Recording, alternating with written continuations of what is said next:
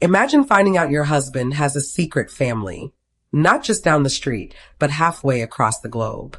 The depths of his deception were unfathomable, and what I found when I finally caught up to his hidden life was so much worse than anything I could have ever prepared for. This story isn't just about betrayal. It's about a truth so shocking, it will leave you speechless. Before we continue, if you love our stories, do well to encourage us by hitting the like button, share, and subscribe for more. My name is Maeve Larkins. I am 38 years old, and for 15 years, I worked as an architectural restorer in London. I spent my days fixing the broken foundations of old buildings, never realizing that the structure of my own life was hollowed out and rotting right beneath my feet. My husband, Benedict, was a high-level international consultant. He was charming, handsome, and always seemed to have the right answers. We lived in a beautiful home that had been in my family for generations. This was his greatest advantage. Because we had no mortgage, he was able to use his massive annual bonuses for things I never saw. I trusted him with my whole heart. I thought our love was solid. I was wrong. The first cracks were almost invisible, but once they appeared, the entire facade began to crumble. The first red flag was a whisper I chose to ignore. Benedict started staying up late, his face bathed in the blue light of his laptop. When I walked into the room, he would quickly close the tabs or tilt the screen away. He said it was just a stressful merger in Europe, and I believed him because he was always so convincing when he looked into my eyes. Then came the guarded phone calls. He would step into the garden even when it was raining, pacing back and forth while speaking in a low, urgent voice. When I asked who it was, he always said it was just work. His travel excuses became vague. Usually he told me exactly which hotel he was staying in, but lately it was just somewhere near the city center. He seemed distracted, his mind miles away even when he was sitting right across from me. I told myself I was being paranoid. I told myself that 15 years of marriage earned him the benefit of the doubt. But that feeling in my gut, that cold, heavy stone of suspicion just wouldn't go away. I tried to shake it off, but the universe was about to hand me a piece of evidence that made the hollow walls of our marriage impossible to ignore. It happened on a Tuesday morning while Benedict was supposedly in Frankfurt. I was looking for an old charger in his home office when I noticed a slight misalignment in the floorboards beneath his heavy oak desk. As a restorer, my eyes are trained to spot structural inconsistencies. I moved the rug and found a small, hidden floor safe. Using a backup key I found hidden inside a hollowed-out book on his shelf, I opened it. Inside wasn't just money. There was a secondary passport for a Benjamin Lowen and a plastic luggage tag for a flight to Bangkok, Thailand. The date was from just 3 weeks ago, a time when Benedict told me he was at a boring corporate retreat in the English countryside. My hands were shaking. Beneath the tag, I found a receipt for a jewelry boutique in Bangkok for a gold locket I had never seen. I realized then that my unease wasn't just imagination. It was my intuition trying to save me from a lie that was bigger than I could ever imagine. My breathing became shallow as the reality of his double life started to sink in. I knew I couldn't ask him yet. I had to see the full blueprints of his deception first. The struggle inside me was agonizing. Part of me wanted to scream, but the restorer in me needed to see the full extent of the structural damage. If I asked him now, he would just build a better lie. He was a master of hiding things, and I was just starting to learn the rules of this dangerous game. That afternoon, I made the hardest decision of my life. I decided to hire professional help. I reached out to Joshua Caldwell, a retired private investigator who specialized in ghosts. He was cynical and blunt, but he was the best at finding what people wanted to keep buried. I needed a professional to help me peel back the layers of Benedict's deception. When I showed Joshua the evidence in a dim coffee shop, he didn't look surprised. He looked at me with a grim pity that made me want to cry. "Are you sure, Maeve?" he asked. "Once we open this door, you can't ever close it again." I nodded, my throat tight. I told him I needed to know who my husband really was, no matter how much the truth hurt. Joshua didn't waste any time. Within 48 hours, he began the process of discreet monitoring. He showed me how to look past the surface of our financial records. He discovered that Benedict had been skimming from his massive consulting bonuses for 7 years, funneling the money into offshore accounts in the Cayman Islands that didn't appear on our joint tax returns. Joshua found that Benedict hadn't been to Frankfurt at all. While I thought he was in meetings, he was boarding international flights as Benjamin Lowen. My heart felt like it was being squeezed by a cold hand. Who was this other man? Joshua tracked the digital breadcrumbs to encrypted messages and private travel bookings that were hidden from our household records. Every time Benedict told me he was on a short trip to Europe, he was actually flying thousands of miles away. He was living a completely different life. The internal struggle was over. The mission had begun. I wasn't just a wife anymore. I was a hunter. I was tracking a man who had become a total stranger, and every new piece of information was a dagger to my soul. Joshua's expertise opened up a world I never knew existed. We spent hours staring at screens that revealed the secret life of Benjamin Lowen. Joshua found a hidden social media profile under that alias, but it was locked tight with high-level privacy settings. However, even the most careful person leaves a trace. We found a ghost profile, an account belonging to a resort in Phuket that had tagged a Benjamin in a background photo 7 years ago. The photo was blurry, but I recognized Benedict's watch and the way he leaned against a railing. My heart hammered against my ribs as I zoomed in. In the photo, his arm was wrapped around a woman whose face was turned away, and a small girl was playing at their feet. The digital footprints showed a trail of hotel bookings and dinner reservations that never appeared on our statements. He was using offshore accounts to fund this other existence. I felt like I was watching a horror movie, only I was the main character. The patterns were chillingly consistent. Benedict's travel manifest showed he visited Bangkok 6 times a year. He would fly out on a Monday and return on Thursday, just in time for our weekly date night. He would sit across from me, sipping wine and talking about meetings, while the scent of another country was still clinging to his skin. The banking transactions were the most damning. Joshua tracked monthly transfers to a Thai holding company called Malai Lotus Holdings. It wasn't just a fling. It was a financial commitment. He was paying for an entire household, groceries, school fees, and medical insurance. The amount of money was staggering. I realized then that Benedict was a master of compartmentalization. He had built 2 separate worlds that never touched. He was a loving husband in London and someone entirely different in Southeast Asia. I spent that night on the floor, looking at our wedding photos, realizing that for 7 years, almost half of my marriage, I had been sharing my bed with a man who was essentially a professional actor. The final piece of digital evidence was the trigger. Joshua managed to bypass a security layer on a new booking. Benedict had a flight for the following Tuesday, not to Paris as he told me, but back to Bangkok.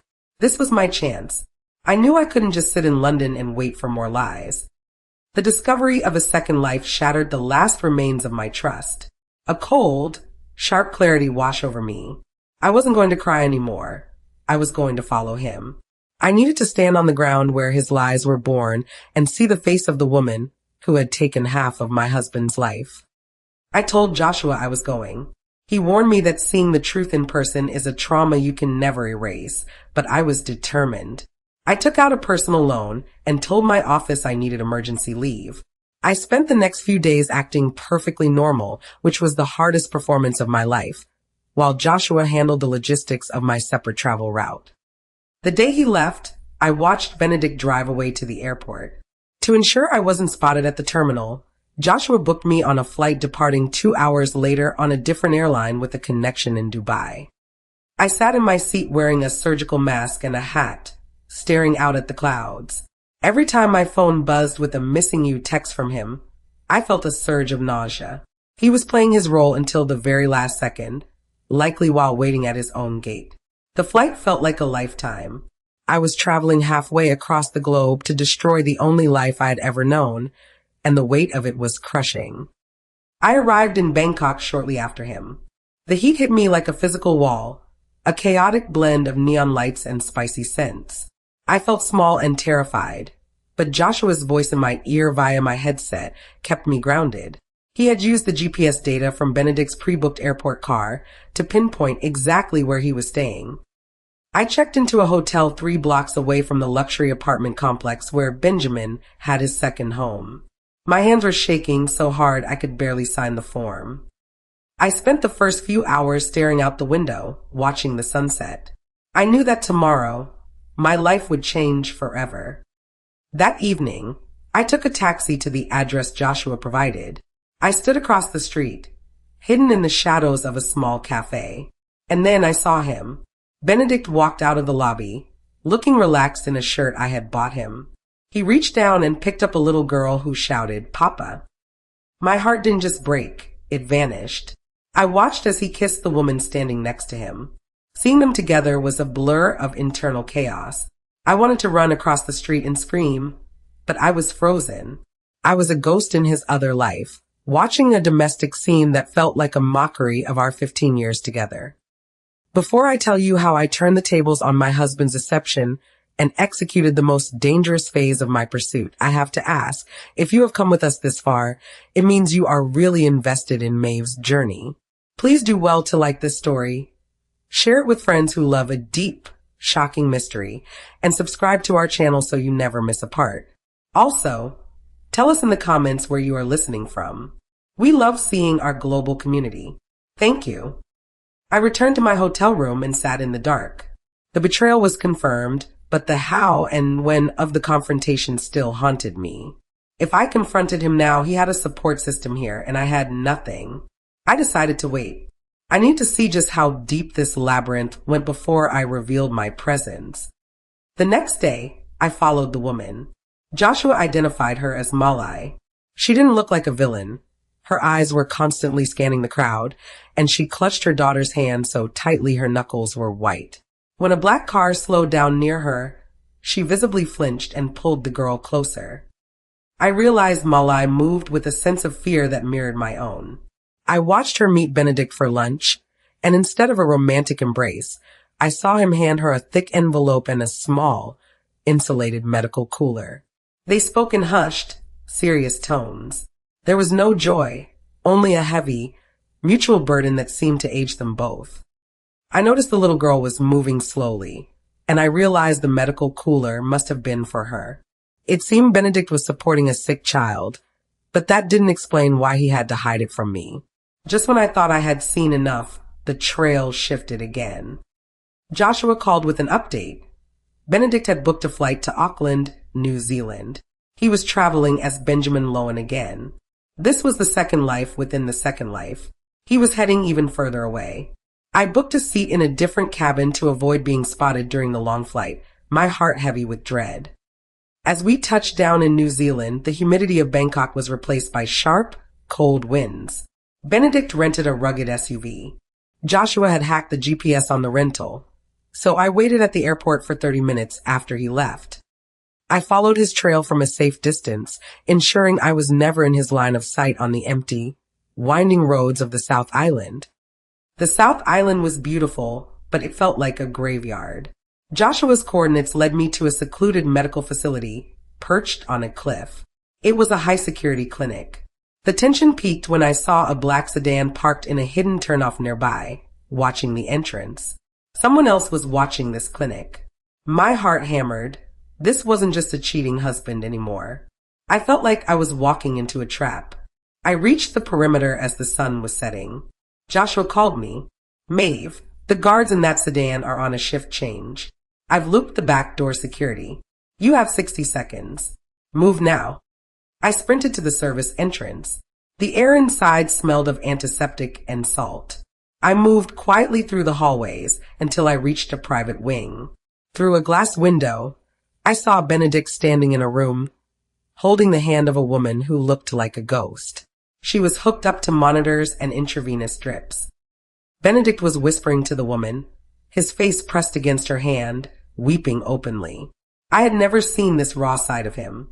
I realized the final detail was just behind that door. I took a deep breath, reached for the handle, and prepared for the collision. The door creaked, and Benedict spun around. His eyes widened in terror. He didn't even recognize me at first. I stood there, covered in the dust of the trail, my face a mask of fury. "Maeve," he whispered. I didn't yell. I told him I had seen Bangkok. I told him I had the GPS logs from Joshua Caldwell. He tried to lie one last time, but when I mentioned the offshore skimmed bonuses, his face went gray. The admission finally came. "She's my sister, Maeve," he choked out. I froze. He had always told me he was an only child. He explained that his father had died owing a massive debt to a syndicate that was now hunting his family. His sister, Dr. Eris Lowen, was the key they wanted. Eris was a brilliant researcher who had discovered a patent worth millions. The syndicate had stolen the patent but kept Eris captive to force her to finish the work. 20 years ago, Benedict faked her death and had been paying a fortune to keep her hidden and protected. The emotional devastation was absolute. He hadn't been spending our money on a mistress, he had been paying for protection. But the cost was our marriage. He had treated me like a stranger to keep his secret, never realizing that his lack of trust was its own kind of betrayal. I asked about Bangkok. The man who helped me hide Eris, he died for her. I promised him I would take care of his wife and daughter. The daughter had the same genetic condition as Eris, explaining the medical cooler. Malai was a widow and the secret family was a debt of honor. Benedict wasn't a monster who wanted 2 wives. He was a man crushed by the sins of his father. He had turned himself into a ghost to keep the people he loved from being hunted. He thought he had to carry the burden alone, building a labyrinth of lies to be a savior. I looked at the bedside table and saw the gold locket from the Bangkok receipt. Inside was a photo of Eris and Benedict as children. The loop was closed, but in saving them, he had effectively deleted me from his life. I realized then that while I understood his why, I could never forgive his how. Coping and healing didn't happen overnight. In the aftermath, I helped Benedict move Eris to a safer, public facility where the law could protect her. The men in the black sedan were arrested shortly after. But even as I helped him, I knew our 15 years were over. The bridge was gone. I spent months in therapy, rebuilding my sense of reality. I leaned on friends who helped me realize that resilience isn't about enduring lies. It's about knowing when to walk away from a structure that can no longer be restored. I had to forgive myself for not seeing the signs sooner. I moved out and started my own restoration firm. Benedict tried to reach out, to apologize, but the trust was spent. He had chosen his secrets over our partnership. I learned that trust is the only currency that matters, and once it's gone, you can't just earn it back. I learned the power of the truth, even when it is ugly. Forgiveness is a gift you give yourself, not necessarily the person who hurt you. The impact of Benedict's deception will stay with me, but it no longer defines who I am. I move forward into a life that is smaller, but honest. I no longer look for perfect foundations. I look for ones that are transparent. The truth shattered my assumptions, but it also set me free from a lie I didn't even know I was living for 15 years. If you have a story of betrayal or a secret that changed your world, I want you to know you aren't alone. Share your stories in the comments below. Let's build a community where the truth is the only thing that matters. My name is Maeve Larkins, and I finally know who I am, even if I never truly knew the man I married. I am a restorer of buildings, but more importantly, I am the restorer of my own life. I am no longer a ghost in someone else's story. As I sit here today, I realize the most important thing I restored wasn't a building. It was my own spirit. I am no longer a hunter or a victim. I am a woman who survived the unthinkable and came out stronger. My life is finally my own, and that foundation will never crack. This story isn't just about a husband living a double life or a secret family across continents. It is a powerful reminder that there is no single, right way to protect the people you love. Even though Benedict wasn't unfaithful in the traditional sense, he still betrayed the foundation of his marriage through calculated silence. He judged his relationship based on the appearance of safety, rather than the reality of partnership. He lost the woman who would have been his greatest ally because he thought the truth was too heavy for her to hold. The lesson: never confuse protection with exclusion. Just because you are trying to save someone from a secret doesn't mean you aren't destroying them with the lie. True strength is found in transparency, not in building labyrinths. A life built on deception, even with the best intentions, is a house built on sand. Embrace the truth, trust your partner, and remember, the goal of a relationship is to share the burden, not to drown in it alone. Thank you so much for following Maeve's journey from the perfect wife to the woman who unmasked a global web of lies. It was an emotional ride of discovery, and we hope you felt every moment of her strength. If you enjoyed this story and love hearing about people who find the courage to face the truth, please smash that like button, subscribe to the channel, and turn on notifications so you never miss a new episode.